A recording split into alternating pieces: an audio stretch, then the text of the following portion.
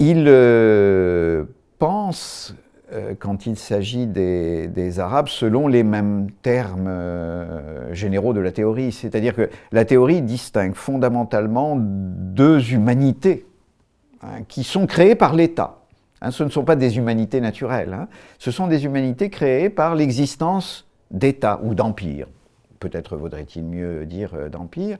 D'une part, l'humanité désarmée et productive, à laquelle il appartient désormais, à laquelle sa famille appartient depuis plusieurs siècles, depuis la conquête d'Al-Andalus, sa famille s'était établie en Al-Andalus à la suite de la conquête arabe. Et puis, l'humanité qui vit sans État, certes, l'humanité des tribus, mais dans cette humanité des tribus, l'État a distingué une ceinture à ses confins, où il recrute sa violence. Et ce sont ces tribus-là qui intéressent Ibn Khaldoun, c'est-à-dire cette ceinture de tribus où les États vont puiser leur violence.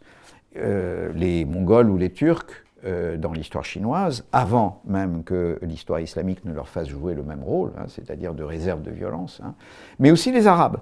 Ibn Khaldoun dit, avant même l'islam, avant même le prophète, la prophétie et les conquêtes arabes, les Arabes ont joué ce même rôle de tribu des confins au profit des grands empires du Proche-Orient qui ont immédiatement précédé la conquête arabe, à savoir l'empire perse, sassanide, et l'empire romain, ou l'empire byzantin plus exactement, comme nous disons de nos jours, mais c'est évidemment la même réalité. Et donc pour Ibn Khaldoun, être arabe, fondamentalement, ça veut dire appartenir à une tribu et être en charge de ces fonctions de violence que l'Empire requiert.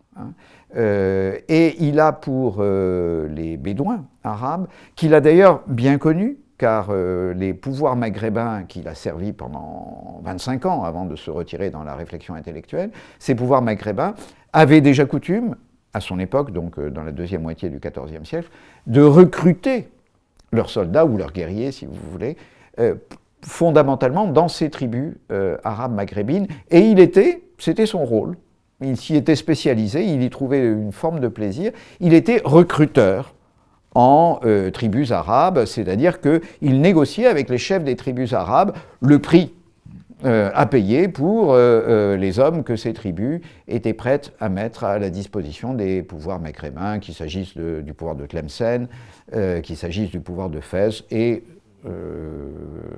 plus rarement, enfin Ibn Khaldoun s'en est préoccupé plus rarement, qu'il s'agisse du pouvoir de Tunis ou du pouvoir de Bougie, encore qu'il ait été lui-même vizir de Bougie, c'est-à-dire précisément en charge du recrutement des forces militaires dont la petite principauté de Bougie avait besoin. Et donc voilà, pour lui, c'est ça être arabe.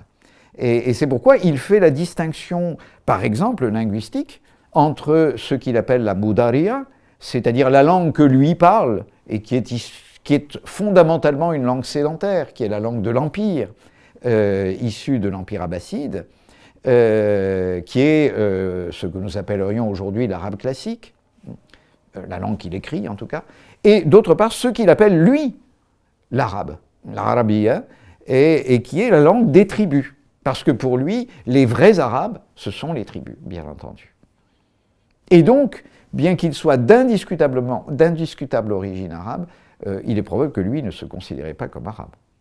Il se considérait, comme la plupart des citadins de ces générations, j'allais dire presque comme un homme sans nom. On a beaucoup de mal à nommer ces gens qui sont d'origine arabe, le cas échéant, qui parlent l'arabe, qui écrivent une langue arabe classique, mais qui vivent dans les conditions de la sédentarité. En général, ils n'ont pas de nom. Ils n'ont pas de nom tout simplement parce qu'ils ne jouent aucun rôle politique. Donc ce ne sont pas eux qui fondent les dynasties, ce ne sont pas eux qui fondent les pouvoirs politiques. Ils sont là pour travailler, payer l'impôt et servir d'autres qui sont d'origine bédouine et qui, eux, fondent les dynasties. En général, ils n'ont pas d'autres noms que, en général, des noms géographiques. On dit d'eux qu'ils sont des Égyptiens, Masrioun, ou des Andalous. On dira d'Ibn Khaldoun qu'il est un Andalou. Andalousie. Mais on ne leur accorde pas en général le nom d'arabe.